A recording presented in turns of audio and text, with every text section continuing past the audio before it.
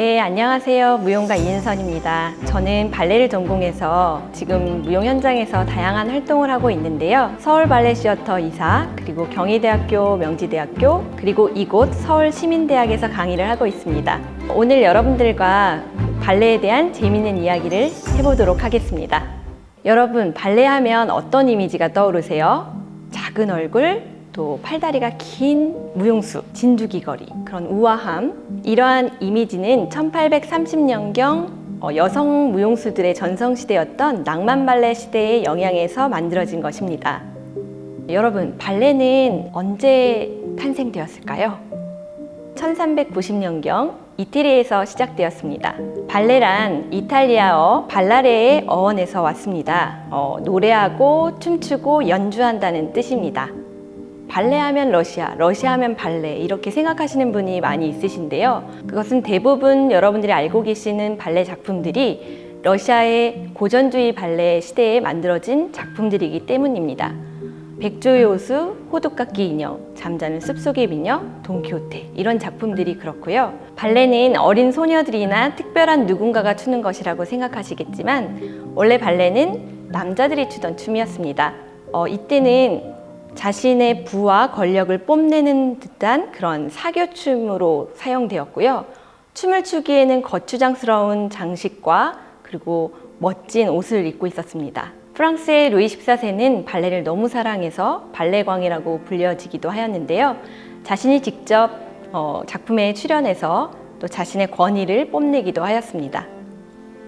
여러분, 발레리나의 발이나 몸을 가까이에서 보신 적이 있으신가요? 어떤 특징을 발견할 수 있었나요? 자세가 남다르다, 이런 이야기를 많이 하시는데요. 그것은 등과 걸음걸이 때문이 아닌가 싶습니다. 제가 한번 일어나서 발레리나의 걸음걸이를 한번 보여드리도록 하겠습니다. 발레는 풀업을 강조하는데요. 이것은 척추를 곧게 세우고 하늘을 향해서 올라가려는 그런 느낌, 호흡이라고 할 수 있습니다. 어깨랑 갈비뼈는 내리고 그리고 아래는 위로 쭉 잡아당기는 느낌인데요. 여러분들도 저와 함께 한번 해볼까요? 네, 꼬리뼈부터 정수리까지 실을 팽팽하게 당긴다고 생각하시고 이렇게 쭉 잡아당기는 거예요. 위로 쭉. 네, 그리고 갈비뼈는 조이고 호흡은 약간 느낌이 하늘을 향해서 계속 올라간다는 느낌으로 쭉 잡아당기는 겁니다. 이렇게 풀업을 하고 있기 때문에 네, 목도 길어지고 팔다리도 길어지는 거죠. 그리고 이게 골반이 있잖아요. 골반을 바깥쪽으로 트는 턴아웃이라는 기술이 있습니다. 턴아웃은 골반과 대퇴골이 이제 바깥쪽으로 돌아간다는 의미예요. 무슨 말인가 하면 여러분 걸어 다니실 때 앞을 보고 이렇게 가시잖아요. 무릎이 앞을 보고. 네, 근데 발레리나들은 무릎이 바깥쪽으로 돌려져 있습니다. 이렇게 발을 보시면 이렇게 바깥쪽으로 이렇게 돌아가요. 무릎이 옆을 향해서 있고요. 워킹할 때 이렇게 발등을 밀어서 뒤꿈치부터 이렇게 가거든요. 그래서 뒤뚱뒤뚱 걸어서 약간 펭귄같이 걷는다라고 이야기하기도 하죠.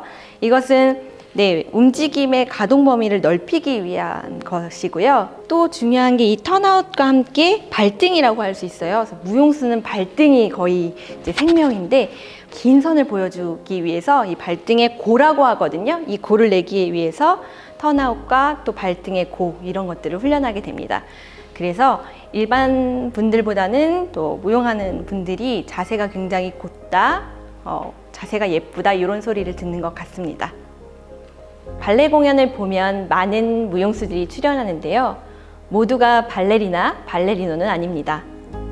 발레에는 철저한 계급이 있습니다. 먼저 주인공 역할을 하는 발레리나, 발레리노가 있고요.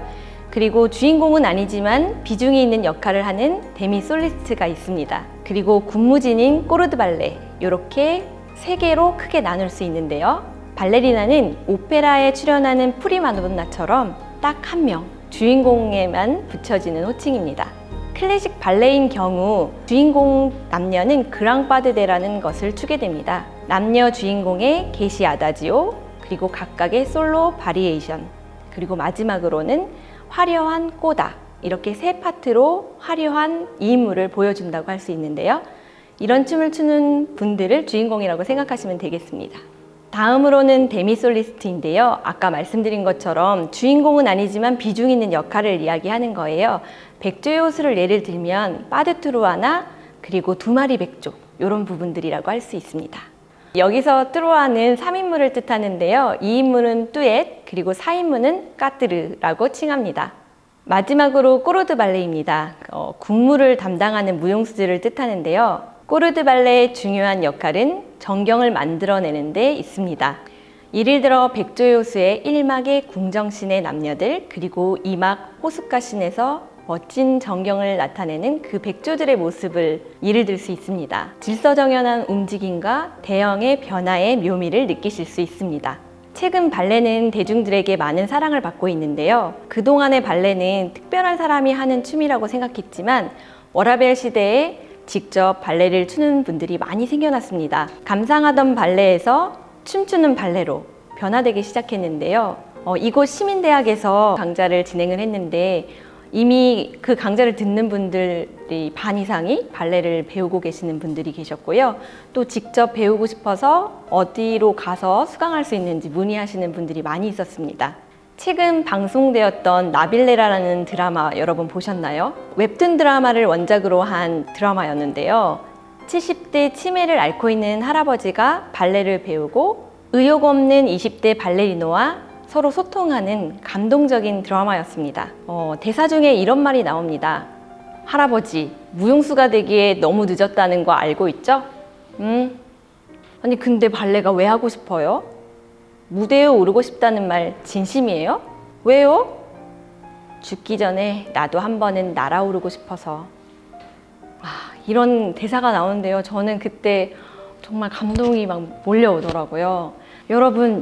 여러분도 날아보고 싶지 않으세요?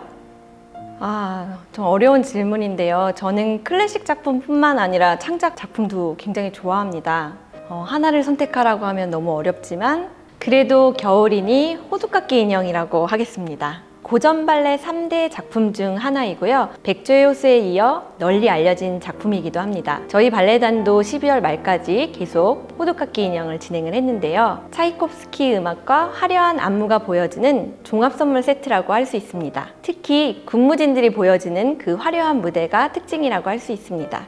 발레를 즐기는 꿀팁. 저는 보이는 대로, 느끼는 대로 그대로 받아들여라 라고 말씀드리고 싶은데요. 고전 발레의 경우 저희가 잘 알고 있는 스토리가 배경이 되어 있습니다. 그래서 공연을 가시기 전에 그 스토리를 잘 알고 가시면 이해하시기 편하실 것 같습니다. 또한 발레에는 마임이라는 것이 있습니다. 공연에서 특정한 의미를 표현하는 정형화된 무용 동작이라고 할 수 있는데요. 마임을 미리 알고 발레를 감상하시면 무용수들이 표현하는 행동과 감정이 좀 더 와닿을 수 있을 것 같습니다. 그러면 발레 마임 동작을 몇 가지 알려드리도록 하겠습니다. 첫 번째, 나는 당신을 사랑합니다. 나는 한 손으로 자신을 가리키고 당신을 상대를 가리키고 사랑합니다 할 때 왼쪽에 있는 심장 위에 두 손을 이렇게 모아줍니다. 같이 해볼까요? 나는 당신을 사랑합니다. 그리고 두 번째는 예쁘고 피부가 곱다를 마임으로 보여드릴게요. 예쁘다. 어떻게 할까요? 얼굴을 향해서 이렇게 한 손을 얼굴 주변을 이렇게 돌려서 살짝 빼주시면 됩니다. 그리고 피부가 곱다는 것은 두 팔을 이렇게 얘를 한번 연결해 볼게요. 예쁘고 피부가 곱다. 맹세하다. 맹세하다는 남자들이 그렇게 사랑을 고백할 때 맹세를 하는데요. 여러분들과 함께 해볼게요. 두 번째 손가락과 세 번째 손가락을 하늘을 향해 올리면서 시선도 자연스럽게 따라갑니다. 마지막으로 가장 많이 보게 되는 마임인데요. 우리 함께 춤을 출까요? 라는 마임입니다. 우리 함께 춤을 출까요? 이렇게 하는 건데요. 우리 함께 할 때 하늘을 향해 두 팔을 열고 춤을 출까요? 할 때 머리 위에서 동그라미를 그린 다음에 살짝 펼쳐줍니다. 발레는 대사 없이 몸으로 표현하기 때문에 이해하기 어려우실 거라 생각하실 수 있는데요. 몸의 언어가 공감의 능력이 뛰어나다는 것을 여러분들이 직접 보시면 알 수 있을 것입니다. 여러분, 오늘 저의 이야기를 듣고 발레에 관심을 가지게 되셨나요? 그러셨으면 정말 좋겠습니다. 발레는 특별한 누군가가 하는 것이 아닙니다. 사유하십시오. 날아오르는 그 느낌을 직접 즐기시면 좋겠습니다. 시대의 지식 온. 여러분의 지식을 온시켜줄 오늘의 결론은 보이는 만큼 즐길 수 있다. 낯선 발레에서 즐기는 발레로. 오늘 여러분의 지식을 온시켜준 저는 무용가 이은선이었습니다.